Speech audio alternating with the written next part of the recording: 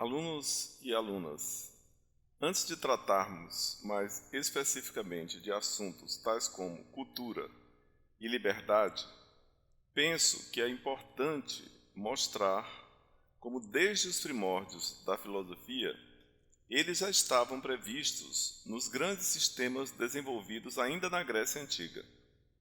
O primeiro grande sistema filosófico desenvolvido é chamado de pitagórico-platônico, pois envolveu num grande e complexo entrelaçamento o pensamento de dois grandes filósofos, Pitágoras e Platão, cujos desdobramentos ainda hoje se mostram aptos e capazes de compreender uma quantidade muito diversificada de problemas de todas as espécies, antigos e atuais. Nessa aula, através de um esquema, o que pretendemos encontrar são o lugar da cultura e da liberdade entre as forças cosmoantropológicas na concepção pitagórico-platônica. Mas antes, penso ser necessário começar estabelecendo a grande diferença que há entre a cosmovisão grega antiga e a judaica cristã romana. Ressalto aqui o adjetivo romana, para assinalar que não é todo o cristianismo nem todo o judaísmo que difere da cosmovisão grega antiga. Sabe-se que tanto o gnosticismo cristão quanto o judaísmo cabalista têm uma perspectiva muito aproximada do pitagorismo-platonismo, de tal maneira que é possível até pressupor uma origem comum anterior ao próprio Platão e ao judaísmo, talvez capaz de permitir explicar a evidente similitude entre os três sistemas. Vamos repetir quais são esses três sistemas: pitagorismo, platonismo, gnosticismo cristão e judaísmo cabalista. Não é o caso aqui de explicitar essas semelhanças, infelizmente. Retornando à grande diferença que há entre a cosmovisão grega antiga e a judaica cristã romana, podemos dizer que se encontra no modo como os dois sistemas propõem a origem do mundo. O sistema judaico-cristão busca fundamento em uma certa interpretação da Bíblia, particularmente no capítulo 1 do Gênesis, que é o nome grego adotado pelos cristãos, ou Bereshit, que é como também o chamam os judeus no original do mesmo livro em hebraico. Então, para o cristianismo romano, a origem do mundo vem de uma criação ex nihilo, ou seja, do nada, tal como se pode conferir na tradução em português do capítulo 1 do Gênesis.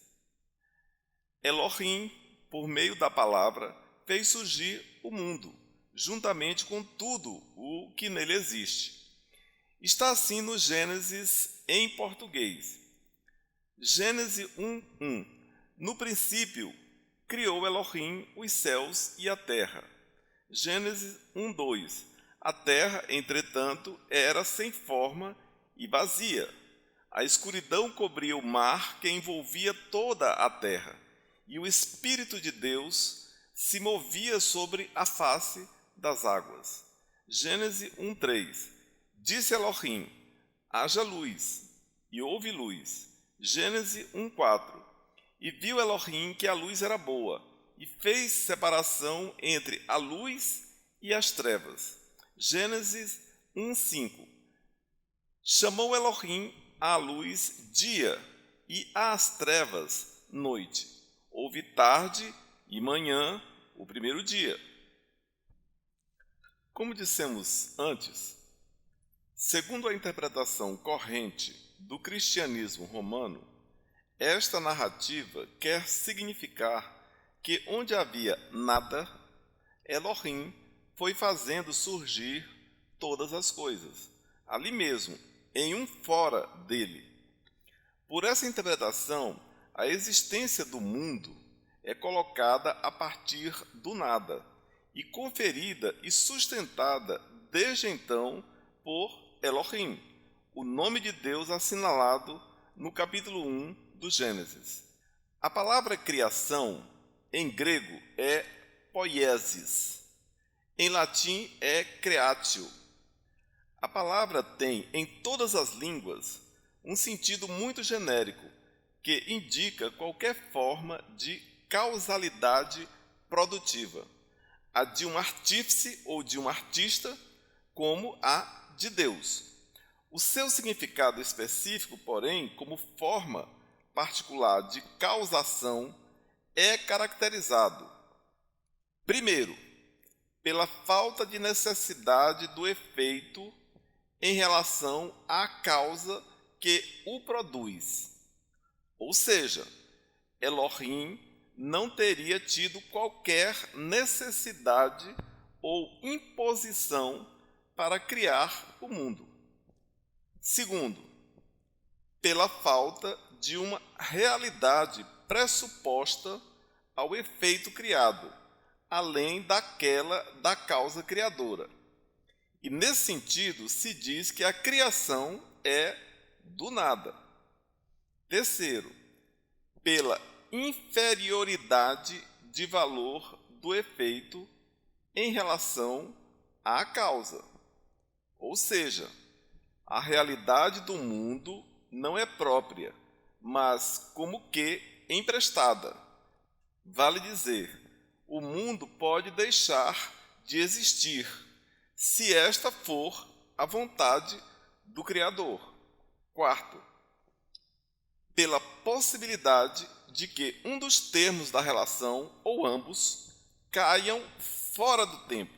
Por exemplo, Deus não está submetido ao tempo.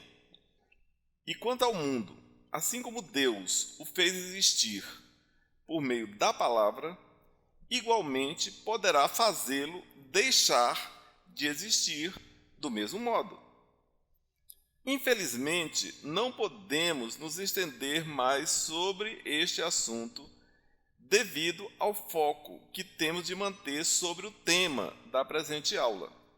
O certo é que os gregos antigos, e de modo mais sistemático, os pitagóricos platônicos, não tinham como logicamente aderir a esta concepção judaico-cristã romana.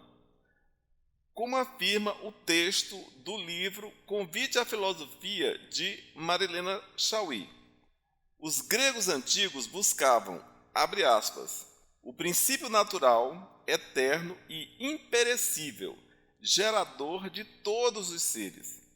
A cosmologia grega não admite a criação do mundo a partir do nada. Ela afirma a geração de todas as coisas por um princípio natural, de onde tudo vem e para onde tudo retorna. Esse princípio é a physis, causa natural, contínua e imperecível da existência de todos os seres e de suas transformações. A physis é a natureza em sua totalidade, ou seja, é o princípio e causa primordial da existência e das transformações das coisas naturais, os seres humanos aí incluídos, e como o conjunto organizado de todos os seres naturais ou físicos. Veremos isso de modo mais abrangente em outro momento, não agora. O platonismo sistematizou esse processo geracional de todas as coisas, não mais como sendo a partir do nada, como interpretaram os cristãos, mas por aquilo que eles chamaram de emanação. A palavra emanação tem o sentido de espalhamento, que pode ser ilustrado, por exemplo, como o desenvolvimento cíclico de uma árvore, que começa semente, raiz, caule, ramos, folhas, flores, frutos. Este último, por sua vez, contém a semente que possibilita o reinício indefinido do mesmo ciclo. Emanação é uma forma de causação que pode ser caracterizada da seguinte forma: primeiro, pela necessidade do efeito em relação à causa ou força que o produz. Segundo, pela continuidade entre causa e efeito, pela qual o efeito continua a ser parte da sua causa. Terceiro, pela inferioridade de valor do efeito em relação à causa. E quarto, pela eternidade da relação entre causa emanente e efeito emanado. Comparando as características da emanação pitagórica, platônica e da criação judaico-cristã romana, podemos deduzir que a característica primeira é comum tanto à emanação como à criação. As características segunda, terceira e quarta diferenciam a emanação das formas comuns da causação, incluindo aí a criação. O conceito de emanação foi elaborado pela primeira vez por Plotino. Todos os seres, diz ele, enquanto permanecem, produzem necessariamente em torno de si e da sua substância uma realidade que tende para o exterior e depende da sua atualidade presente. Essa realidade é como uma imagem dos arquétipos, dos quais nasceu. Assim, o fogo faz surgir de si o calor, e a neve não detém em si mesma o frio, mas, sobretudo, os objetos perfumados são prova disso, já que, enquanto existem, algo emana deles e em torno deles, uma realidade de que gozam todos os que estão próximos. Além disso, todos os seres que chegam à perfeição geram.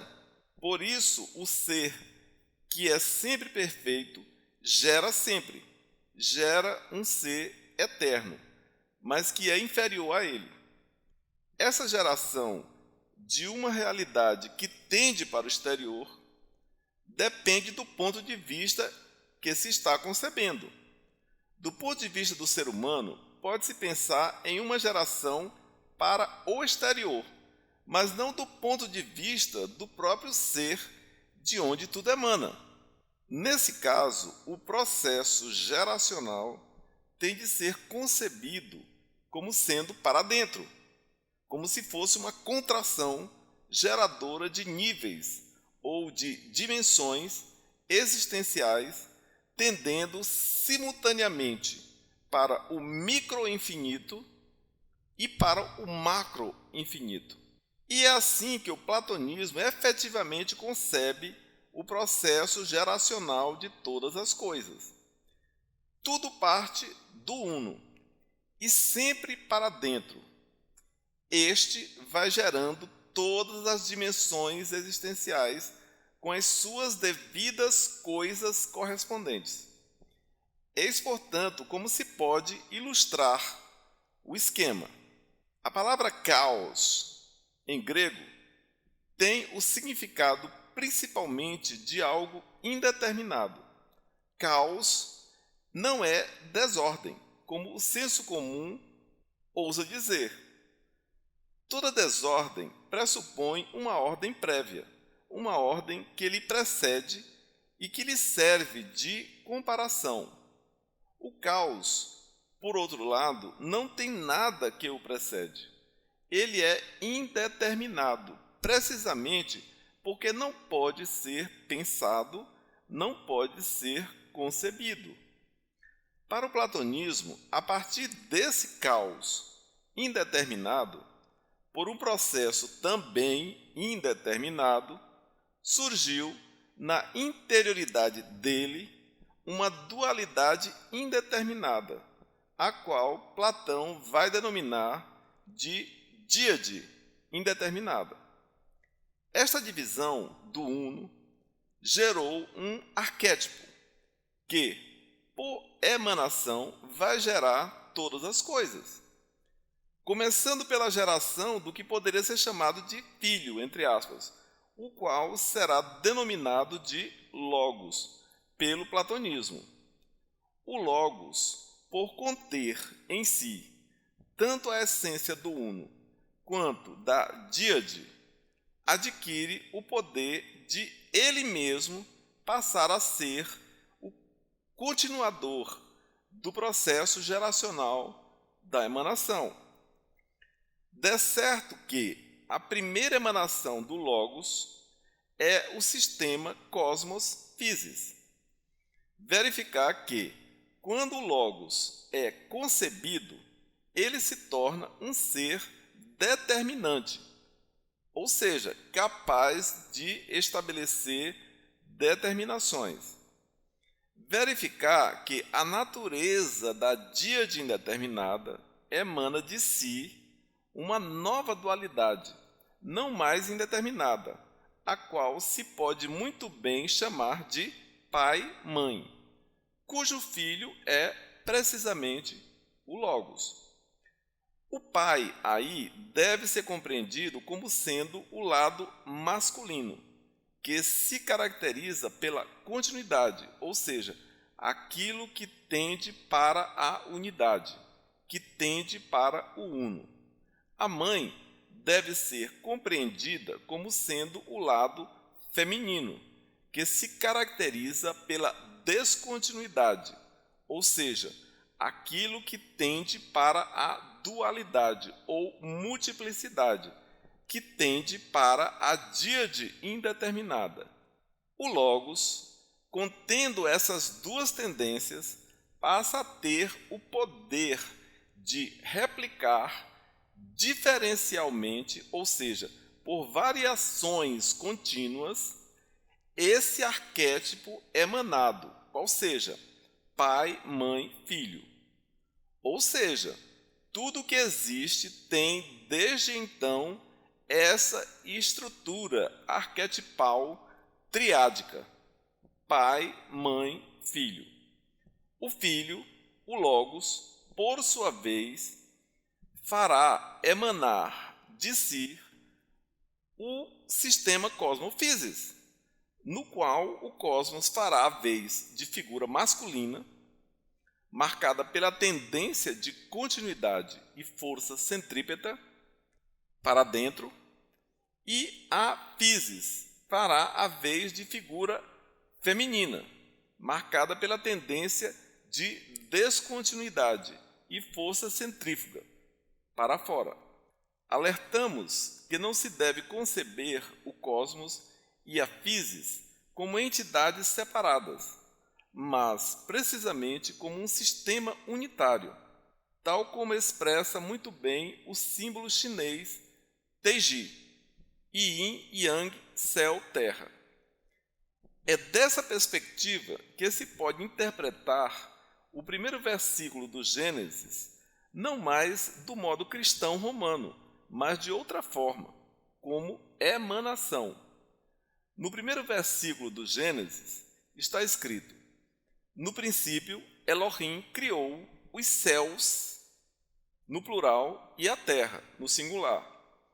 No modo platônico de conceber, se poderia dizer: o aspecto feminino do uno, Elohim, dividiu-se internamente em céus e terra. Eis como o platonismo interpretaria este primeiro versículo do Gênesis. E aí não se pode mais falar de uma criação a partir do nada, mas de um processo geracional de existências advindas por emanação na interioridade do arquétipo pai, mãe, filho, ou uno, díade, logos. O sistema cosmos physis pode ser concebido como uma projeção do arquétipo pai-mãe. E nesse caso, o determinante logos emanou de si o seu primeiro determinado. Deve-se compreender a emanação como uma perfecção, um perfazer de si diferencial a partir de si mesmo. Ou seja, o sistema cosmos physis é a própria perfeição do logos, um perfazer do logos que resulta em um outro de si a partir de si. Dessa forma, pode-se compreender o sistema cosmos physis como o filho do logos. Todavia, deve-se admitir que o atributo determinado do sistema cosmos physis não é absoluto, mas relativo. Ou seja, certamente há algo de indeterminado nesse sistema. Do contrário, ele não teria em si uma propriedade que o faz ser diferencial em relação a si mesmo. Tal elemento indeterminado deve corresponder ao mesmo indeterminado do qual ele se originou ou emanou, vale dizer, do caos originário indeterminado. Por isso, a projeção cosmos physis não estaria completa se não estivesse impregnado nela aquilo que dentro dela corresponderia ao caos indeterminado. Tal elemento, evidentemente, não é o próprio caos, mas a própria emanação deste na interioridade e nas condições do sistema cosmos physis. Este elemento é o acaso. E do acaso deve-se dizer que ele não é absolutamente indeterminado, mas apenas relativamente indeterminado. É indeterminado para o intelecto cujo logos está submetido ou limitado às condições do sistema cosmos physis. Mas o mesmo não seria indeterminado para o logos, a partir do qual ele emanou. Na interioridade do sistema cosmos physis, o acaso vai corresponder ao aspecto da physis, o seu lado feminino. De certo que o outro aspecto, o cosmos, terá o seu correspondente, que é a necessidade. Dessa forma, pode-se pensar a necessidade e o acaso como forças correlativas, opostas, mas dinamicamente complementares. Da relação polarizada necessidade-acaso, dois movimentos resultam: a possibilidade e a compossibilidade, advinda propriamente do polo da necessidade. A possibilidade é o aspecto reprodutivo da relação, de característica contínua, masculina e centrípeta, portanto, de tendência conservadora. A compossibilidade, por sua vez, advinda do polo acaso, será produtiva, de característica descontínua, feminina e centrífuga, portanto, de tendência transformadora. E assim, da mesma forma que o sistema cosmos physis resultou de uma emanação do arquétipo pai, mãe, filho, ou seja, da perfeição do Logos, a continuidade do processo haveria de resultar em uma emanação do próprio sistema cosmos-physis. Ou seja, a perfeição do sistema cosmos-physis haveria de gerar, como de fato gerou, um outro diferencial a partir de si, vale dizer, um filho. A esse filho do sistema cosmos-physis, os platônicos chamaram de microcosmos. De certo que o nome microcosmos ressalta apenas o polo masculino desse filho, entre aspas, a sua tendência para a determinação. Não há como deixar de haver nele também a polaridade feminina, a sua tendência para a indeterminação. Este elemento que tem a tendência para a indeterminação é precisamente a liberdade. A liberdade é o vetor da força centrífuga no ser humano. A força centrípeta que atua no ser humano é a cultura. Verificar que a mesma cultura, quando interage no sistema cosmos-physis, tem um sentido oposto. Ali, ela é aquilo que produz a descontinuidade, o elemento que tende para a indeterminação. Mas, no sistema humano, a cultura é o elemento que tende para a conservação. Ali, a cultura se opõe à liberdade. Portanto, o lugar da liberdade no sistema humano é o vetor que aponta para a indeterminação. Ou seja, a liberdade é o elemento que possui a característica da indeterminação no ser humano. Todavia, da mesma forma que a cultura possui duas perspectivas opostas, dependendo do sistema em que ela se encontra em relação, a liberdade pode também ser vista em duas perspectivas. Uma quando se encontra associada à necessidade e outra quando se encontra associada à cultura, que tende para a indeterminação no sistema cosmos-physis. Tais são as posições estruturalmente colocadas da liberdade e da cultura, que os diversos filósofos vão explorar em suas também diversas concepções. Uma vez no rumo das extremidades de ação das forças, outra vez tentando compreender as possibilidades de resultantes entre essas forças. E é isso o que veremos na aula seguinte.